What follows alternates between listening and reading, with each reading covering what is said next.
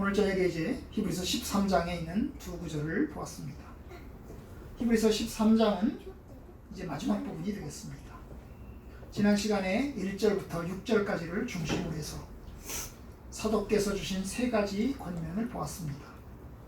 형제 사랑하기를 계속해라. 결혼을 귀히 여기고 친서를 더럽히지 말라. 돈을 사랑하지 말고 있는 바를 족한 줄로 알아라. 이게 세 가지 교훈이었습니다. 이런 교훈들은 우리 믿음이 좀 더 거룩하고 하나님 앞에 합당하게 서기 위한 그런 가르침들입니다. 이 말씀들을 삼가 잘 지킴으로 우리의 신앙이 좀 더 거룩하고 하나님의 진리 안에 서야 되겠습니다. 오늘도 이제 사도께서 주시는 교훈을 이제 말씀하고 있습니다. 사실 7절하고 17절은 약간 비슷하면서 또 약간 다른 내용도 있습니다. 둘 다 공통점이 있습니다. 지도자, 선생님을 잘 따르라는 것입니다. 그게 이제 오늘 말씀의 주제가 되겠습니다. 오늘 본문에 보면 선생님이라는 말이 없습니다. 지도자라는 말도 없습니다. 그런데 사용하는 말이 있습니다. 그것이 인도하는 자 혹은 인도하던 자입니다. 7절에 보시면 너희를 하나님 말씀을 너희에게 일러주고 너희를 인도하던 자들입니다. 17절에 보시면 너희를 인도하는 자들에게. 이 17절하고 7절하고 다른 점이 있습니다. 7절은요 인도하던 자들이고 17절은 인도하는 자들입니다. 인도하던과 인도하는의 차이가 뭘까요? 7절에 나오는 인도하는은 지금도 17절에 나오는 인도하는은 지금도 하는 거고 인도하던은 뭐예요? 지금은 안 하는 거죠. 전에는 인도했었는데 지금은 안 하는 겁니다. 그러니까 그 차이가 있습니다. 여기서 이제 선생님을 인도하는 자라고 했습니다. 인도하던 자, 인도하는 자. 인도한다는 게 뭘까요? 우리 앞에서 인도하는 겁니다. 뒤에서 몰아가는 사람이 아니고 앞에서 인도하는 사람입니다. 하나님 말씀을 권하고 그리고 가르쳤던 그 선생님들을 일컬어서 인도하는 자, 인도하던 자라고 이야기합니다.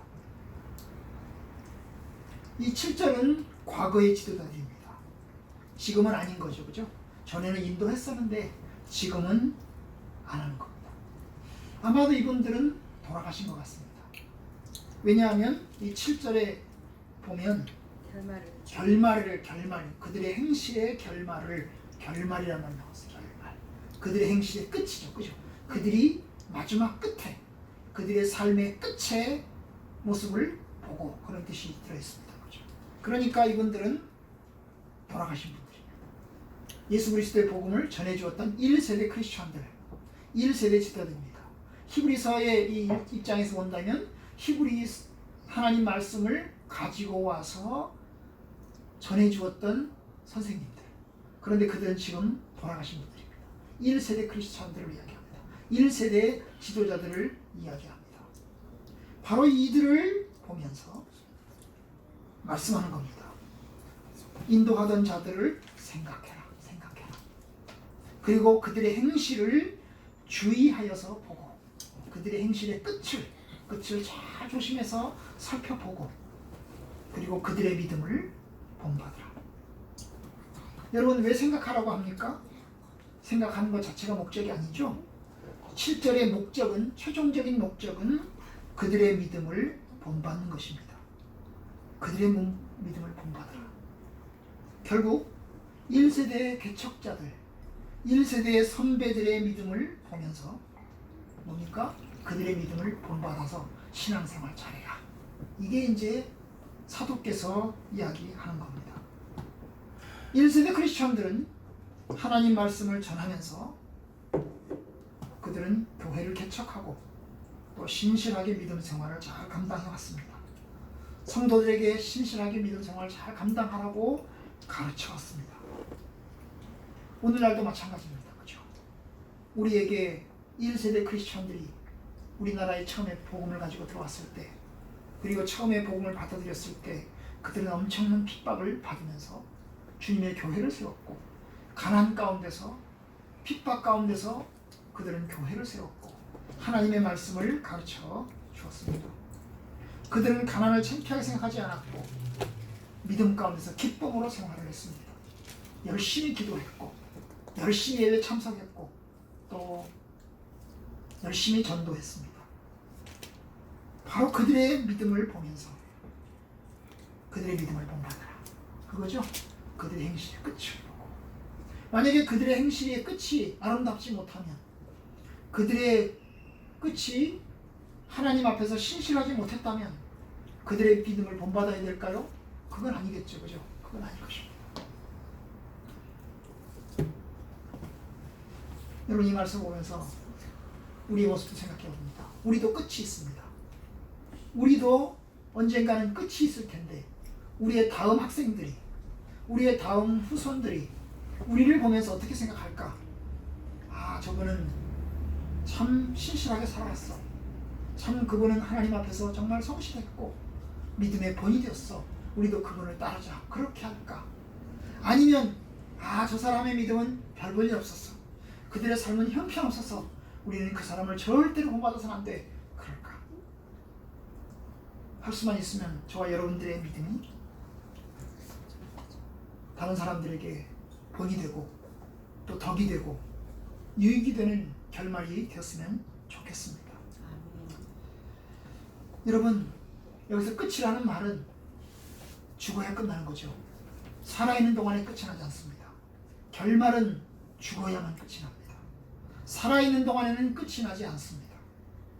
그러니까 끝에 이를 때까지는 아직 완성되지 않은 것입니다. 여러분, 저와 여러분들 그렇습니다. 우리는 아직 끝나지 않았습니다. 결말에 이르지 않았습니다. 그 결말에 이를 때까지는, 죽음에 이를 때까지 우리는 여전히 진행 중입니다. 여전히 진행형입니다. 우리의 믿음은 여전히 진행형입니다. 아직도 완성되지 않았습니다. 아직도 끝나지 않았습니다. 그러니까 끝까지 가봐야 하는 겁니다. 끝까지 가봐야 합니다. 여러분, 그러니까 우리의 끝까지 갈 동안은 겸손하게 가야 됩니다. 많은 사람들이 시작은 아름답게 했지만 끝에 가서 아름답지 못한 것을 봅니다. 참으로 시작은 멋있게 하고 그리고 출발은 아주 잘했지만 마지막 결말에 가서 아름답지 못하고 덕스럽지 못한 것을 봅니다. 어떤 의미에서 시작보다 끝이 중요합니다. 시작은 좀 별 볼 일 없어도, 시작은 잘못 시작했어도 끝이 아름답게 잘 매듭될 수 있다면 더욱 좋지 않겠습니까? 물론 시작도 좋고 끝이 좋으면 더 좋겠고요. 그러니 하나님 앞에서 아름다운 결말을 맺을 수 있도록 우리가 더 조심하고, 끝에 다가갈수록, 결말에 다가갈수록 더 조심하고 더 신중하고 더 하나님 앞에서 신실하기를 바랍니다. 17절은요 성도들에게 주시는 교훈입니다. 그런데 이 17절은 7절하고 달리 현재의 지도자입니다. 그러니까 현재 주님의 교회를 섬기는 사람들, 선생님들을 이야기하는 것입니다. 그들에게 가르치는 내용은 약간 다릅니다. 7절에서는 어떻게 했어요? 생각하라, 주의해서 보라, 그리고 그들의 믿음을 본받으라, 그렇게 이야기를 했잖아요. 그런데 17절에서는 현재 지도자이기 때문에 이렇게 권면합니다. 순종하고 복종하라. 너희를 인도하는 자들에게 순종하고 복종하라. 순종하고 복종하라. 여러분, 이 순종하고 복종하라는 말씀을 통해서 굉장히 강조하고 있습니다. 순종 한 번만 얘기해도 괜찮은데 순종하고 복종해라, 이 두 번 강조하고 있잖아요. 그죠? 순종하고 복종해라. 순종이라는 것이 어떤 의미에서는 좋은 뜻에서 내가 따르고 싶어서 따르는 것이 순종이라고 한다면, 복종은 뭡니까? 따르고 싶지 않더라도 내가 받아들이고 싶지 않더라도 받아들이라, 그런 뜻도 있지 않겠어요? 그죠? 그러니까 강한 표현이죠. 순종하고 복종하라. 여러분, 참 놀랍습니다. 여기서 이제 인도하는 자, 선생님, 교사를 인도하는 자라고 이야기했습니다. 인도하는 자라는 말은 말만 하지 않는 겁니다. 그죠? 말만 하는 사람. 여러분 하십시오. 하십시오. 이런 사람이 아니고 뭡니까? 앞서서 가는 사람이죠. 그죠? 인도하는 자. 그럼 인도하는 사람은 가는 목적지를 알아야 됩니다. 소경이 소경을 인도하면 둘 다 구렁텅이에 빠집니다. 혼자 빠지는 것보다 학생들도 빠지게 하고 교인들도 빠지게 하면 이건 참 비극 중에 비극입니다. 차라리 그럴 바에는 선생이 안 되는 게 낫고 인도하는 자, 지도자가 되지 않는 게 훨씬 낫습니다. 왜냐? 혼자만 지옥 가고 혼자면 구렁텅이에 빠지면 되니까요. 그런데 인도하는 자가 되면, 교사가 되면 다른 사람들을 가르치고 다른 사람들에게 말해야 되고, 그러다 보면 이게 잘못 가르치면 자기만 잘못된 길로 가는 게 아니라 다른 사람들도 잘못된 길로 가게 하는 겁니다. 여러분, 인도하는 자라는 말 속에는 아까 말씀드렸지만 말뿐 아니라 행실이 들어있습니다. 삶이 들어있습니다. 이 말은 뭘까요? 삶에 모범이 없다면 참된 교사가 아니라는 것입니다. 삶의 행실이 없다면 그는 참된 지도자의 자격이 없다는 겁니다. 말만 하는 사람은 지도자의 자격이 없다는 겁니다. 예수님은 우리에게 말씀을 하지 않았습니다. 그는 앞서서 가셨고 십자가의 길을 걸어가셨습니다. 여기 오늘 말씀 보면 인도하는 자들에게 순종하고 복종하라 그랬습니다. 그러면 모든 조건 속에서 무조건적으로 순종하고 무조건적으로 복종해야 될까요? 순종하고 복종하라고 했지만 여기서 말하지 않았지만 무조건적인 것은 아닐 겁니다. 왜냐하면 지도자들이 복음에서 어긋난다면, 하나님의 말씀에서 벗어난다면 그래도 따라야 될까?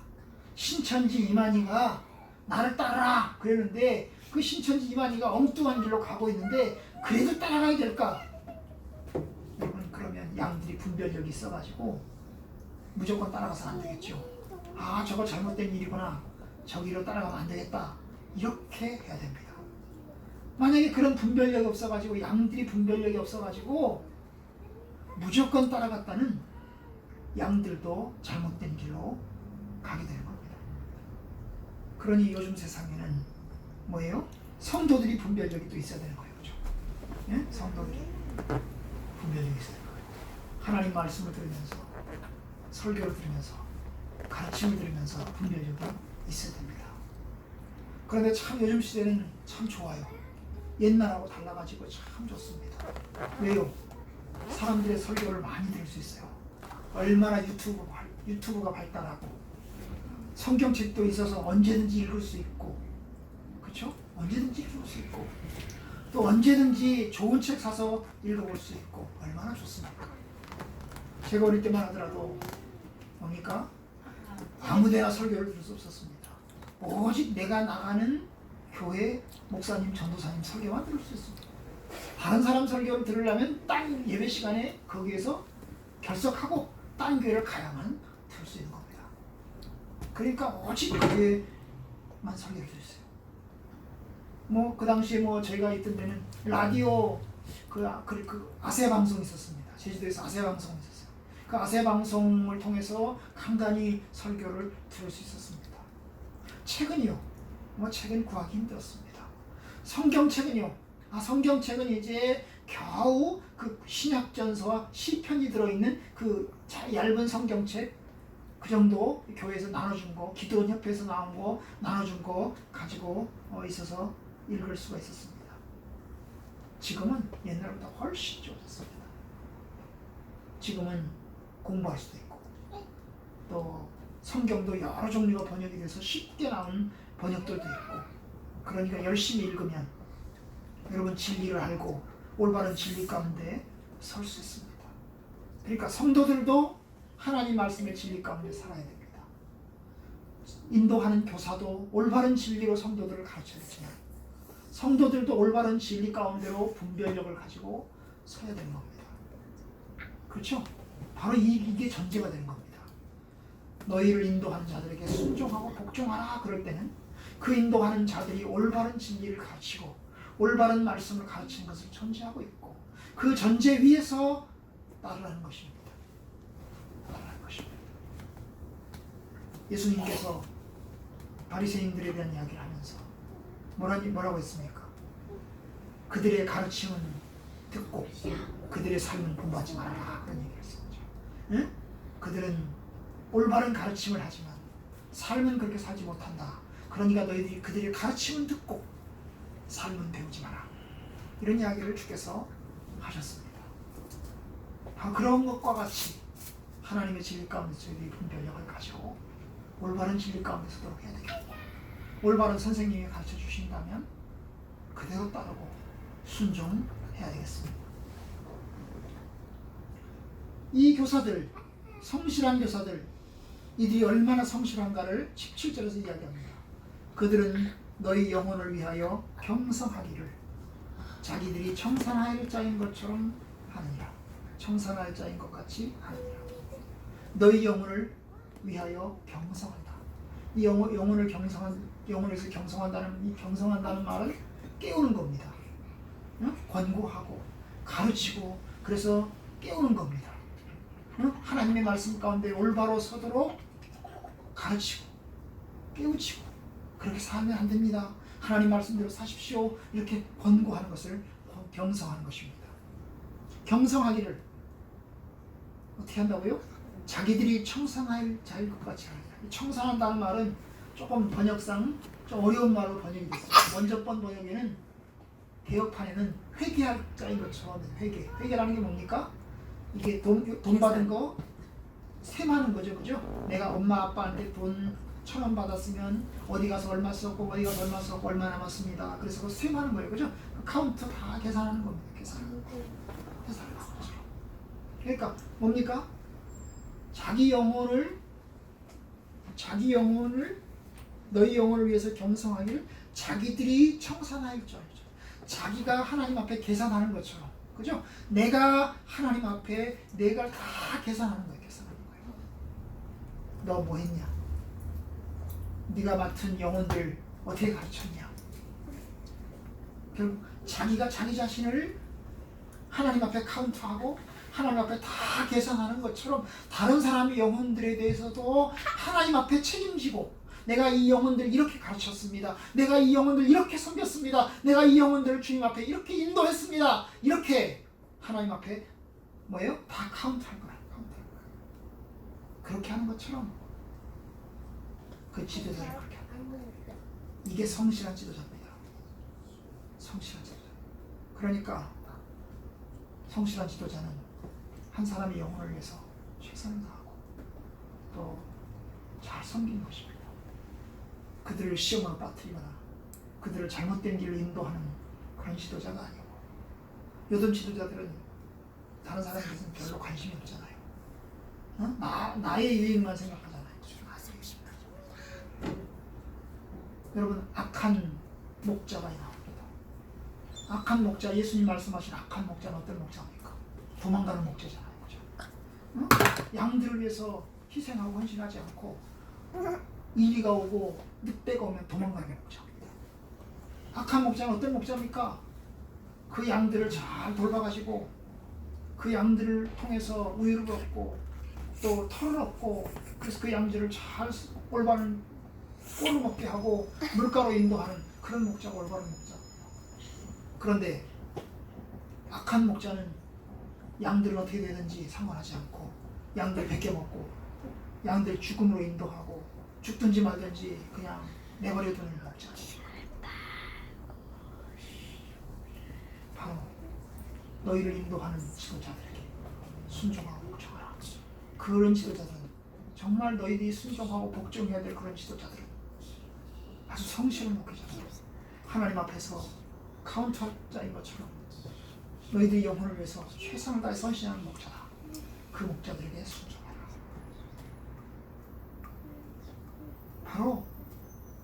이러한 가르침을 주고 있습니다. 여러분, 이 말씀은 교사들에게도 적용되고 성도들에게도 적용되고, 교사들은 교사로서 최선을 다해서 목양하고 한 사람의 영혼을 위해서라도 잘 섬겨나가는 것이 목자의 모습이고, 성도들의 모습은 이 목자의 모습을 보면서, 지도자의 모습을 보면서 뭡니까? 그들의 올바른 믿음을 본받고 또 하나님의 진리를 따라서 잘 걸어가는 것이 성도된 자들의 본분입니다. 여러분, 말씀을 맺겠습니다. 우리가 목자입니까? 성도입니까? 우리는 목자이면서 동시에 성도일 수 있습니다. 우리가 교회에서 목사이면서 가정에서 아버지가 될 수 있고 어머니가 될 수 있고, 또 성도들 교회에서 성도이면서 가정에서는 어머니일 수 있고 아버지일 수 있습니다. 우리가 다 양들을 맡았습니다. 그죠? 내게 주어진 자녀들, 내게 주어진 성도들, 양들을 맡았습니다. 그들을 인도하는 자들입니다. 그들 앞에서 부끄러움 없이 최선을 다해서 잘 섬기는 여러분들 되시기를 주님의 이름으로 축원합니다. 아울러서 우리가 섬겨야 될 또 리더분이 계시다, 지도자분이 계시다, 참 그 말씀 잘 새겨서 순종하고 따르는 삶이 되어야 되겠습니다. 만약 우리를 가르쳤던 분이 돌아가셨다면, 우리 눈앞에 없다면서 그들의 끝을 보면서 그들의 믿음을 본받아서 살아나가야 되겠습니다. 부디 주의 뜻 가운데서, 주의 말씀 가운데서 사시기를 주님의 이름으로 축원합니다.